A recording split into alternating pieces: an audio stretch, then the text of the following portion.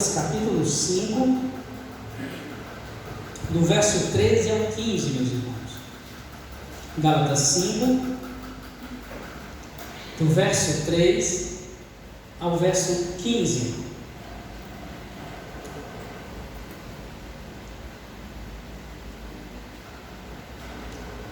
Amém? Diz assim a palavra do Senhor. Gálatas 5, do verso 13 ao verso 15. Porque vós, irmãos, fostes chamados à liberdade, porém, não useis da liberdade para dar ocasião à carne. Sede antes servos uns dos outros pelo amor. Porque toda a lei se cumpre em um só preceito, a saber, amarás o teu próximo como a ti mesmo. Se vós, porém, vos mordeis e devorais uns aos outros, vede que não sejais mutuamente destruídos. E aí, meus queridos, curve sua cabeça, feche seus olhos, vamos orar ao Senhor.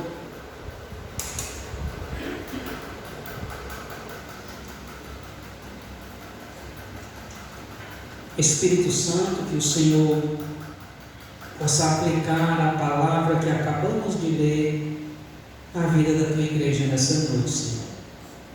Sondas e conheces o nosso coração, a nossa mente, a nossa vida, Senhor, e sabes o que é melhor para nós. Por isso que o Senhor aplique esta palavra a cada um aqui presente, meu Pai.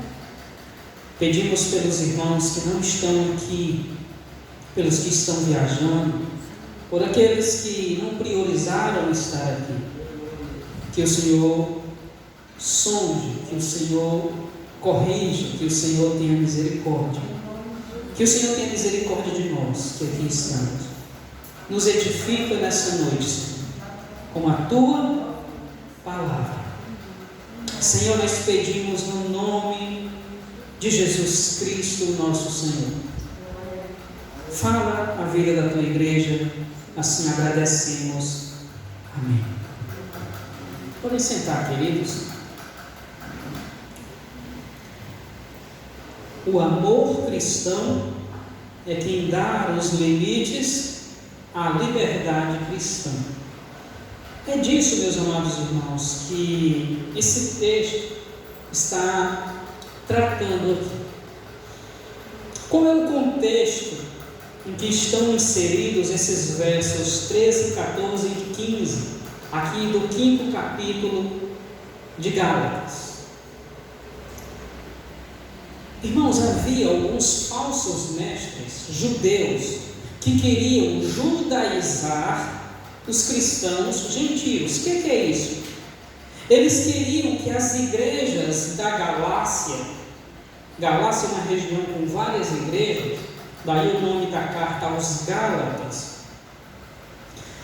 Alguns judeus, na verdade, eles queriam impor aos gentios algumas práticas que Deus deu a Israel, que Deus ordenou para o povo israelita, judeu.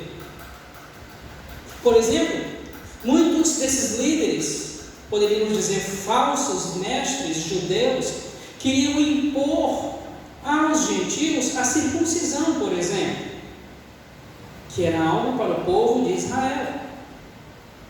E é justamente aqui onde Paulo vai ter um bate de frente, uma discussão com Pedro. Pedro depois reconhece o seu erro juntamente com Tiago e pedem e se consertam com o apóstolo Paulo. A questão, meus irmãos, é que a influência de alguns desses falsos mestres judaizantes começava a entrar naquela igreja. Isso trouxe grande confusão acerca dos limites da liberdade cristã. Mas se eu não sou judeu, eu sou gentil, eu preciso me circuncidar mesmo? Isso começou a trazer algum questionamento à vida daqueles irmãos. E então, meus irmãos, em boa parte dessa epístola aos Gálatas, o apóstolo Paulo, ele busca combater esse exclusivismo, esse egocentrismo, essa arrogância, esse orgulho do judaísmo. Porém, a partir daqui, ele vai dirigir-se aos gentios, ele chama a atenção dos gentios para alguns pecados específicos que eram notórios entre os gentios. E o apóstolo estava plenamente consciente de que, embora os Gálatas agora fossem irmãos em Cristo, eles ainda havia ainda sobre eles alguma contaminação do passado pecaminoso deles. Ou seja, irmãos, os maus costumes de antes da conversão. Os gentios, por exemplo, eram dados à idolatria. E Paulo escreve para dizer para eles: olha, Jesus libertou vocês da escravidão. Não busquem mais jogo. O apelo do apóstolo Paulo, irmãos, tanto para aqueles irmãos, quanto para nós, para que abandonemos o legalismo, suscitou uma questão muito importante. Os cristãos são livres para viver da maneira como quiserem? Há dois extremos perigosos, meus irmãos, com respeito à liberdade cristã. Porque de um lado nós temos o legalismo. O que é o legalismo? São aqueles que acreditam que pela imposição de leis e com ameaças poderão resolver alguns problemas morais que são inerentes ao homem caído, à pessoa humana. E o pior, eles privam as pessoas da verdadeira liberdade em Cristo. Então o legalismo, ele impõe normas, leis, para que alguém seja salvo. Esse é um extremo. O outro extremo, meus amados irmãos, é a licenciosidade ou libertinagem. O que é isso? São aqueles que, em nome da liberdade cristã, retiram de si tudo da lei e querem viver sem nenhum preceito, sem nenhum limite. O apóstolo Paulo, ele trata de responder a essas perguntas ao considerar o equilíbrio entre a liberdade cristã e a responsabilidade cristã. Ele vai tratar disso aqui nesses versos, a partir deles, porque o texto vai até o final do capítulo 5. Meus irmãos, essa carta aos Gálatas, o apóstolo Paulo a escreveu em cerca de 44 a 55 depois de Cristo. Então é uma das cartas mais antigas, muito provavelmente. E o propósito de Paulo escrever aos irmãos da Galácia era justamente auxiliar aqueles irmãos a resistirem os falsos mestres judaizantes que pregavam que só era salvo quem acrescentava à fé em Cristo o mérito humano da obediência à lei. Então eles diziam, olha, para vocês serem salvos, não é necessário só a graça e a fé.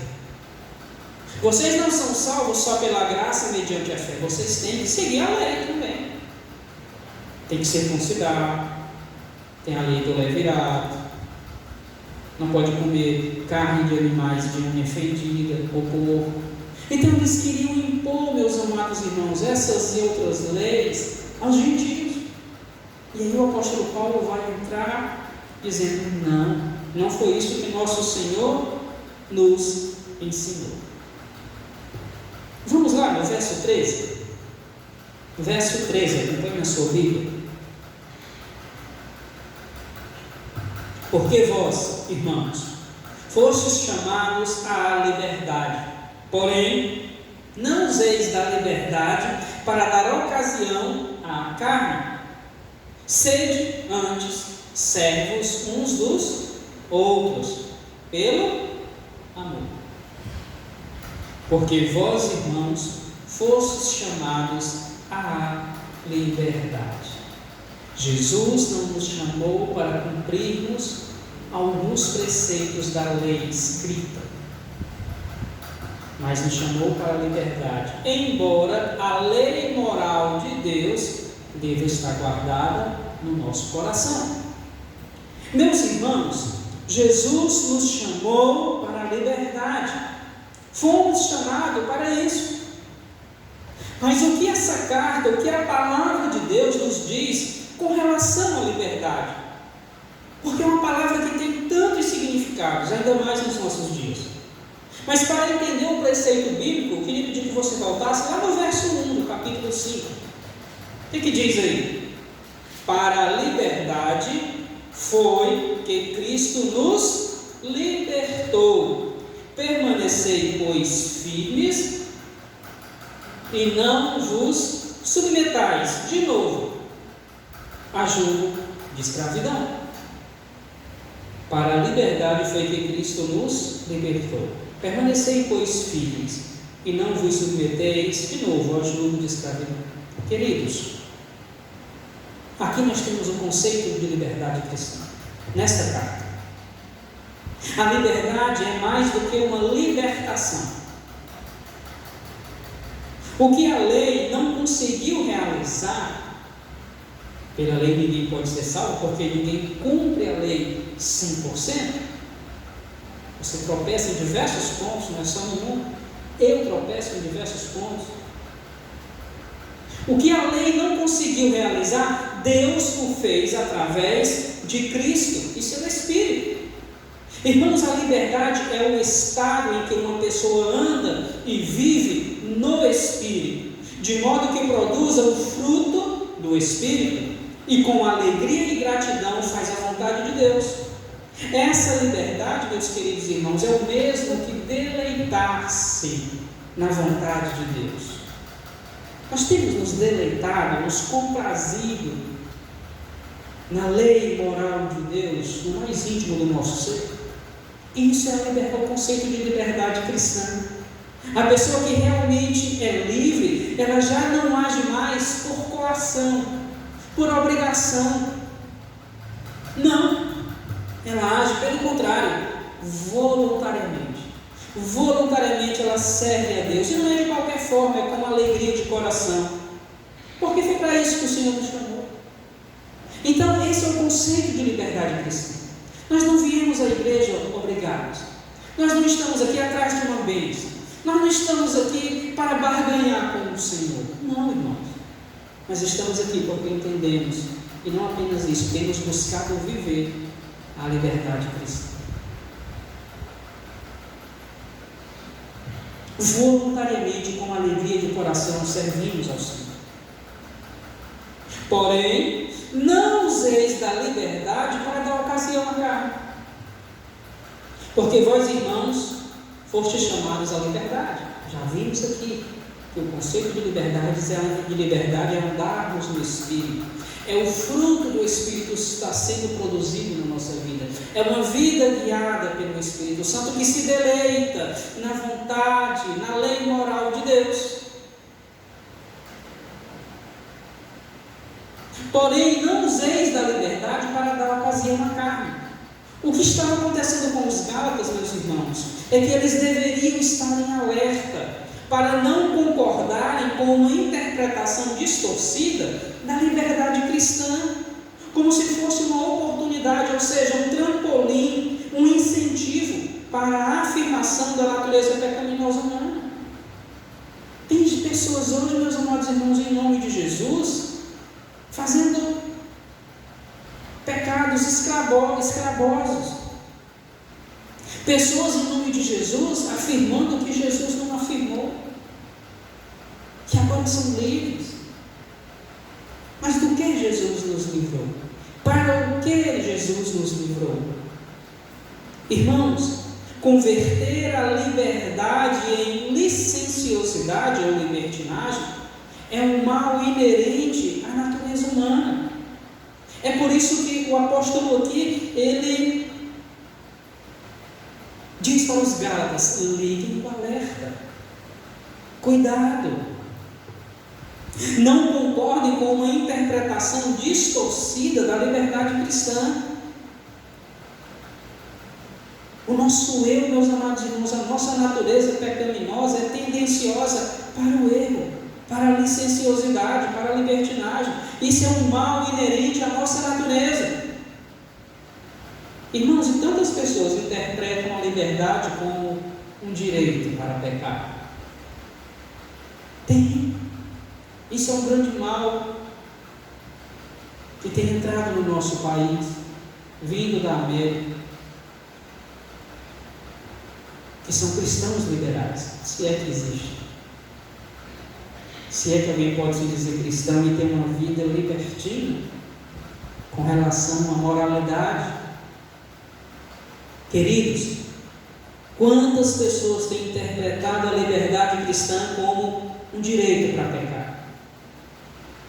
E interpretar a liberdade como se fosse um privilégio de fazer tudo quanto o nosso coração mal queira fazer, quando, na verdade, deveríamos conceber essa liberdade como a capacidade e o desejo dados a nós pelo Espírito Santo para fazer o que é benéfico, para fazer o que glorifica a Deus e, consequentemente, nos edifica como igreja.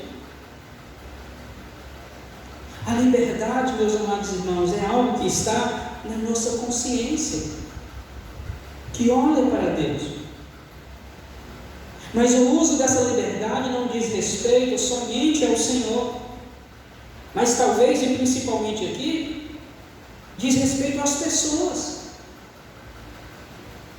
aqueles que estão ao nosso redor. Assim, a liberdade cristã, meus amados irmãos, não é uma licença para pecarmos, mas é o poder para viver em novidade de vida.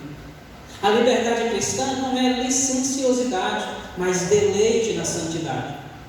É uma liberdade irrestrita para aproximar-se de Deus como seus filhos, e não para lançarmos ou para nos lançar no nosso egoísmo. E é interessante, meus amados irmãos, porque a palavra grega aqui traduzida por ocasião a carne, como está aí no verso 13, porque vós, irmãos, fostes chamados à liberdade, porém não useis da liberdade para dar ocasião à carne. Então a palavrinha aí, ocasião à carne, vem da palavra grega aforme. E essa palavra grega ela era usada no contexto militar, de guerra, em referência a um lugar do qual se faz um ataque, se lança uma ofensiva contra o inimigo. Portanto, o significado que Paulo tinha em mente ao dizer que não devemos usar da nossa liberdade para dar lugar à carne,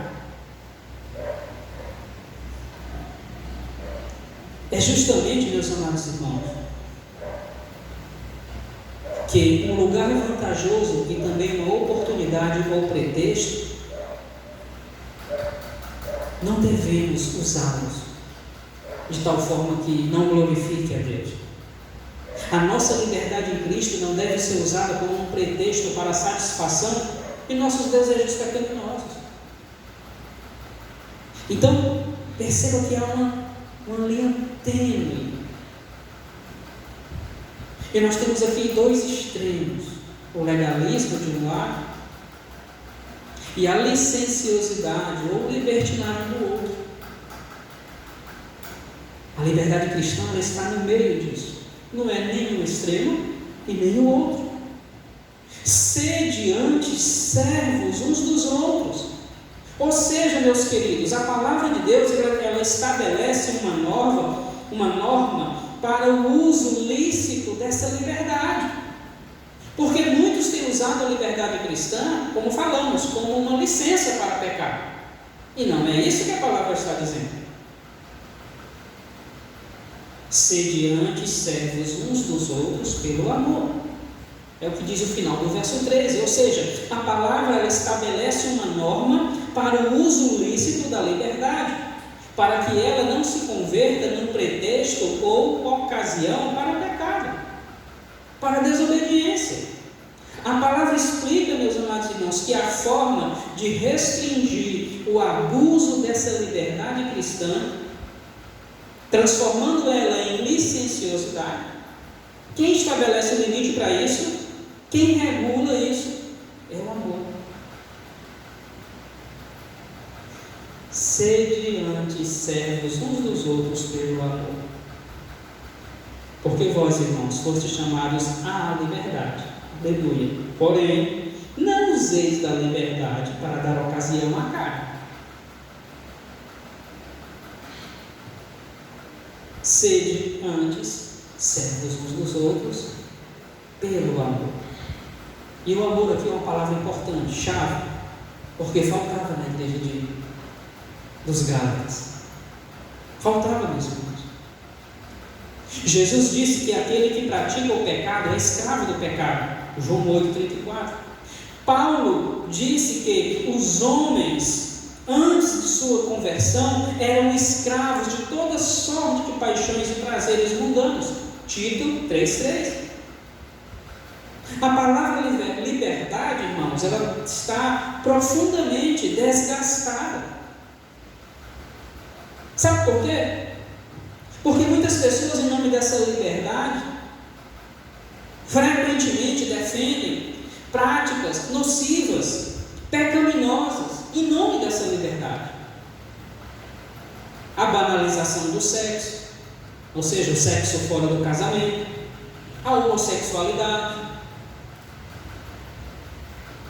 a prática irrestrita do aborto, o uso indiscriminado das drogas, tudo isso. Eu sou livre para fazer isso. Isso é que é liberdade? Não, meus irmãos. Isso não é liberdade, é escravidão. O pecado escraviza. A liberdade cristã é liberdade do pecado e não liberdade para pecar. E Paulo vai tratar isso na carta aos Romanos, capítulo 6, verso 1 até o 7.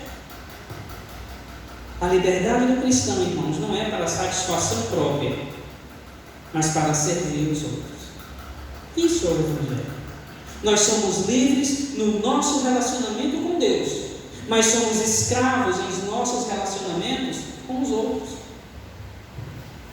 É o que diz, por exemplo, John Stott, a partir do que ensina esse texto. Pelo amor, irmãos, nós temos de nos tornarmos escravos. Sede antes servos uns dos outros. Se há uma escravidão que não nos faz mal e que, aliás, é até benéfica, é quando servimos uns aos outros. Se isso é feito fundamentado no amor de Deus, nisso o Senhor é glorificado. Mas, irmãos, o que significa este amor através do qual um irmão voluntariamente serve ao outro? No mundo em que as pessoas só querem ser servidas, elas não querem servir. E onde o ensinamento de nosso Senhor é melhor servir do que ser servido. Irmãos, isso vai contra os valores do mundo lá fora. E é isso mesmo, porque ser cristão verdadeiramente é ser contrário aos valores do mundo caído, pecador, que não ama a Deus, mas ama a si próprio, ama a mentira. Então, meus amados irmãos, o que significa esse amor através do qual um irmão ou uma irmã serve ao outro voluntariamente? Nesse amor está compreendido, irmãos, profunda fé, ternura abnegada, compaixão genuína, prontidão para prestar assistência, estar pronto a promover o bem-estar do próximo, longanimidade, perdão. Isso, meus amados irmãos, é uma obra do Senhor, do seu Espírito no nosso coração. Servirmos aos outros é o único tipo de escravidão que é inofensiva e é até mesmo beneficente. E o mais admirável, meus amados, é que a respeito da lei,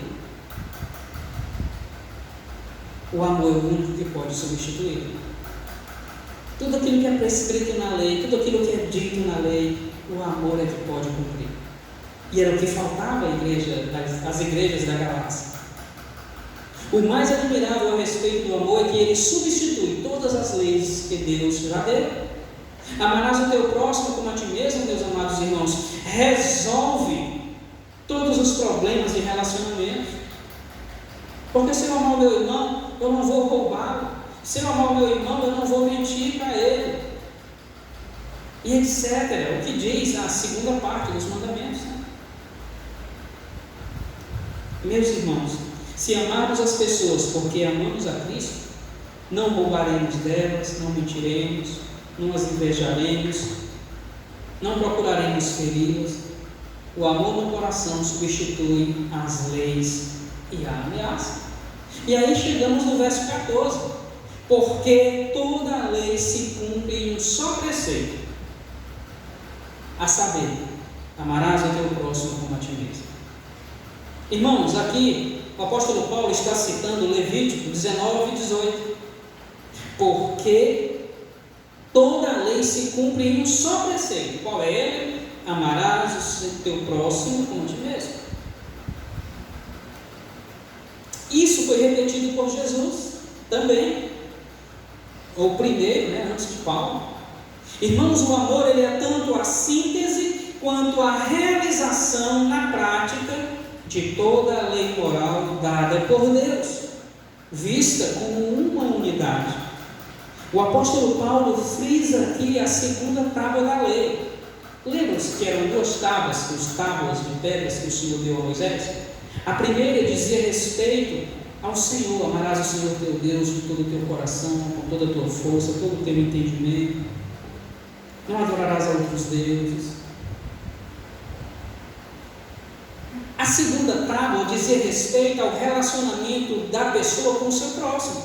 Não matarás, não adulterarás, não roubarás, etc. Mas o apóstolo Paulo aqui focou nessa segunda tábua, ou seja, os mandamentos que dizem respeito ao nosso relacionamento com o próximo. Porém, essa segunda tábua, ela serve de base para a primeira, que diz respeito ao nosso amor pelo Senhor Deus.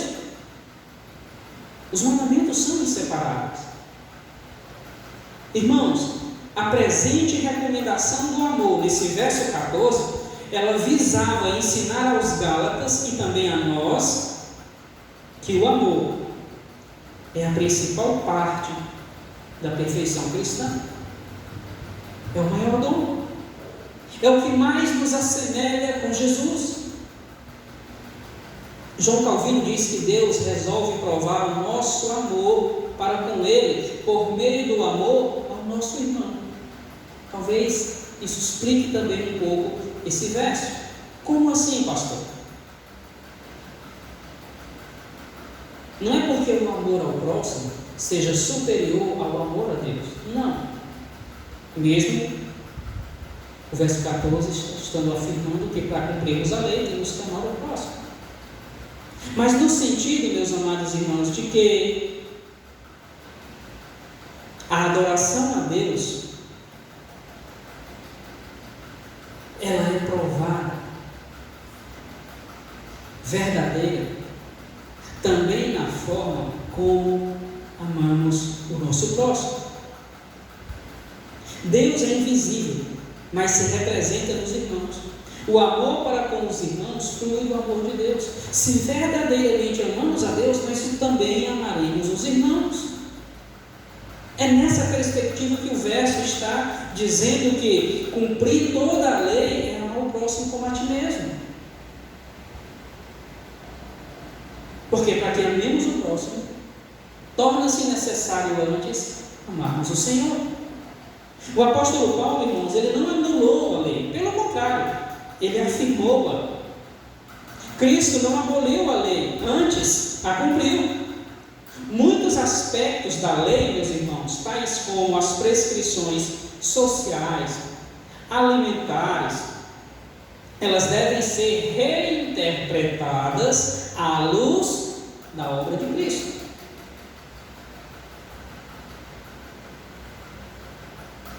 Mas as exigências morais da lei continuam a afirmar a vontade de Deus quanto ao comportamento dos cristãos. coração, meus amados irmãos, algumas prescrições sociais e alimentares, elas devem ser interpretadas à luz do Novo Testamento. O dia do Senhor não é mais o sábado, é o domingo, porque é o dia da ressurreição.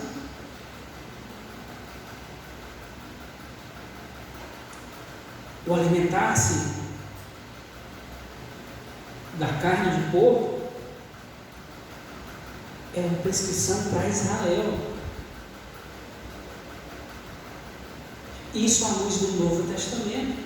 Porque o próprio Cristo vai dizer que o que nos contamina não é o que a gente come, mas o que vem do nosso coração. Então, alguns aspectos da lei, no que diz respeito a questões sociais e alimentares, elas devem ser reinterpretadas à luz do que Cristo fez. Mas as exigências morais da lei continuam, meus amados irmãos, a afirmarem a vontade de Deus. Amarás o teu próximo como a ti mesmo. Amarás o Senhor teu Deus com toda a tua força, de todo o teu entendimento, de todo o teu coração. Não matarás, não adulterarás. Isso continua, queridos.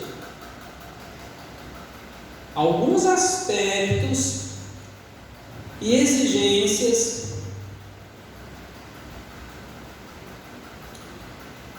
sociais e alimentares é que devem ser reinterpretadas à luz da obra de Cristo. O dia do Senhor é o domingo. Outro costume social, a lei do resgatador, quando o filho casava com uma mulher, e se aquele homem morresse, o irmão dele deveria assumir. Então tudo isso é reinterpretado à luz da obra de Cristo. E nós também não somos israelitas, não somos judeus, somos gentios. E até a circuncisão, o apóstolo Paulo aqui bateu o pé e disse: não se submetam, porque vocês não são judeus, vocês são gentios. Então, meus amados, é ter esse cuidado na nossa caminhada, na nossa liberdade cristã. Quando um cristão ama verdadeiramente os outros, ele cumpre todas as exigências morais da lei. E esse é o princípio dirigente da liberdade cristã, tanto no verso 6, quanto aqui no verso 13 que nós lemos. Irmãos, o mais admirável a respeito do amor é que ele substitui todas as leis que Deus já deu. Amarás o teu próximo como a ti mesmo, resolve todos os problemas de relacionamento.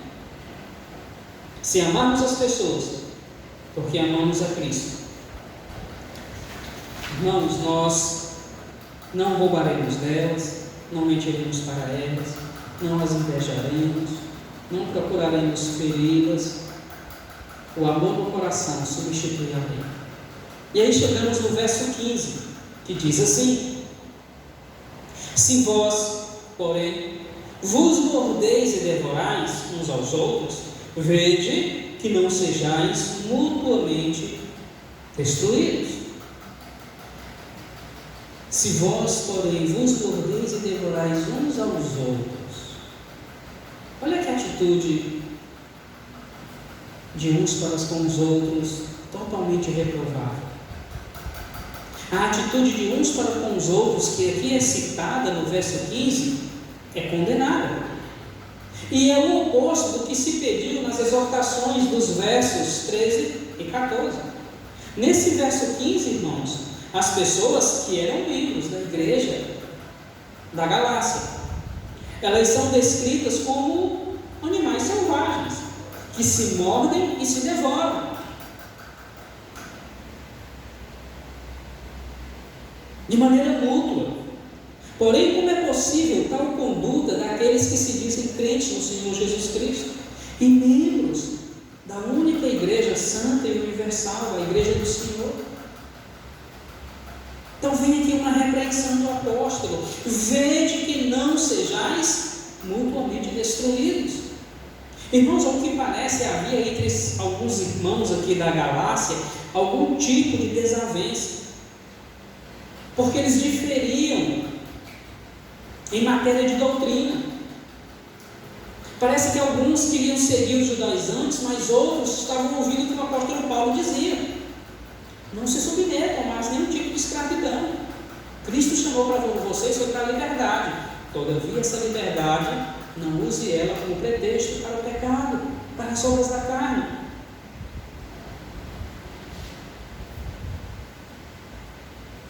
Faltava, meus irmãos, o amor.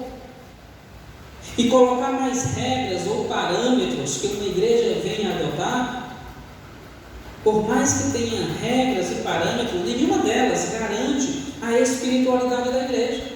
Irmãos, a menos que o Espírito Santo tenha permissão de encher o coração dos cristãos com o amor de Deus, o egoísmo e a competição tomarão conta da congregação. A menos que o Espírito Santo tenha permissão de encher o coração dos cristãos com o amor de Deus, o egoísmo e a competição tomarão conta da congregação. Nas igrejas da Galácia, os dois extremos estavam destruindo a comunhão, tanto os legalistas quanto os licenciosos. Aqueles que queriam colocar lei, mais lei, só a graça e a fé não era necessário, tem que seguir as obras da lei. E outros que, já sou salvo, posso viver com o meu bem entender. E caíram num tipo de libertinagem, de vida pecaminosa. Havia esses dois extremos. Nós somos livres, meus irmãos, para amar, para servirmos aos outros, e não para devorar e destruir uns aos outros. Os dois verbos gregos aqui, dákno, morder, e katestio, devorar, sugerem animais selvagens que estão brigando ali, um querendo matar o outro. Desse modo, a força da alma, a saúde do corpo, o caráter e os recursos são consumidos em lutas e intrigas. A igreja deve ser exemplo do que é bom, do que é louvável, do que glorifica a Deus, do amor. Havia, meus amados irmãos, uma necessidade urgente de que o amor fosse exercitado nas igrejas da Galácia, pois Paulo dá a entender que havia ali lutas e amarguras entre eles. O forte antagonismo estava provavelmente entre aqueles que tinham sucumbido ao que os judaizantes faziam, os legalistas, que era seguir a lei. E entre aqueles que não faziam isso. E a simpatia de Paulo estava com esse último grupo, que não seguia o legalismo dos judaizantes.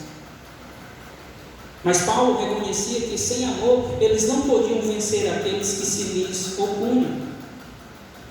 Irmãos, foi para a liberdade que Cristo nos chamou. Porém, não podemos fazer da liberdade uma ocasião para o pecado, para a desobediência. Concluindo, meus irmãos, a nossa tendência muitas vezes é ir para os extremos.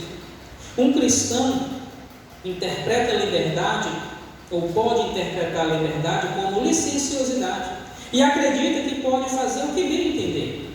Outro, vendo esse erro, vai para o outro extremo e impõe leis sobre todos. Mas é em algum ponto entre a licenciosidade e o legalismo que nós encontramos a verdadeira liberdade cristã. Cristo não nos impõe nada, Ele nos dá os seus mandamentos. E Ele quer que nós sirvamos a Ele com alegria, com voluntariedade, com reconhecimento pelo que Ele já fez por nós. A liberdade cristã, irmãos, é a liberdade do pecado e não liberdade para pecar. A liberdade do cristão não é para satisfação própria, mas para servir a outros. Lembremos-nos, irmãos, de que a verdadeira liberdade não é o mesmo que libertinagem. Antes, a verdadeira liberdade significa amor. A verdadeira liberdade, ela não acolhe as obras da carne, mas ela acolhe o fruto do Espírito. Ela produz unidade, não discórdia. O cristão não deve perder o equilíbrio para não cair dentro das fatias refinadas do legalismo e nem nos grosseiros vícios do paganismo ou da licenciosidade. Stott diz que o cristianismo não é escravidão, mas um chamado da graça para a liberdade. E a liberdade cristã, porém, não é liberdade para pecar, mas liberdade de consciência, liberdade para obedecer. Por fim, meus irmãos, o Espírito Santo não trabalha no vácuo. Não. Ele usa a palavra de Deus, a oração, a adoração, a comunhão da igreja, para que assim sejamos edificados. O cristão que passa algum tempo diariamente lendo as Escrituras, piedosamente buscando ao Senhor, e que se sujeita à obra do Espírito, esse irmão, essa irmã, desfrutará da verdadeira liberdade cristã e ajudará a edificar a igreja. O amor, meus irmãos, é o cumprimento da lei de Deus. Romanos 13:8 diz: a ninguém deveis coisa alguma, senão o amor com que vos ameis uns aos outros. Nisto a lei é cumprida. Que o Senhor Deus, irmãos, nos guarde de ter uma vida cristã legalista ou licenciosa. Que o Espírito Santo produza o amor de Deus em nosso coração e sejamos imitadores do Senhor Jesus. Com uma vida cristã piedosa, que ama a Deus acima de todas as coisas e o próximo como a si mesmo. Para que não caímos ou venhamos a cair nesses extremos. Que o Senhor nos guarde. Amém? Convido você a se colocar de pé. Vamos orar mais uma vez ao Senhor nosso Deus, a quem adoramos nessa noite, de quem ouvimos a sua palavra. Aleluia. Senhor, aplica a palavra que aqui foi proclamada ao entendimento do teu povo, o Espírito Santo. Nos livra de uma vida cristã libertina, licenciosa. Nos livra também do outro extremo, Senhor, que é o legalismo. Mas nos ajude a viver a vida cristã de santidade, de deleite na tua vontade, na lei moral do Senhor. Pai, ajuda esta igreja a viver para a glória do teu nome. Ajuda-nos a viver para teu louvor, Senhor. Tenha misericórdia de nós. E assim como nós, ajude a tantos outros pastores, rebanhos, que prosseguem firmes proclamando o Evangelho. Que nós possamos olhar para Jesus, o autor e consumador da fé, e não cedermos, meu Deus, à cultura do nosso tempo, mas prosseguirmos firmes, ensinando, proclamando, vivendo a Tua palavra. Assim oramos no santo nome de Jesus Cristo. Amém e amém, Jesus.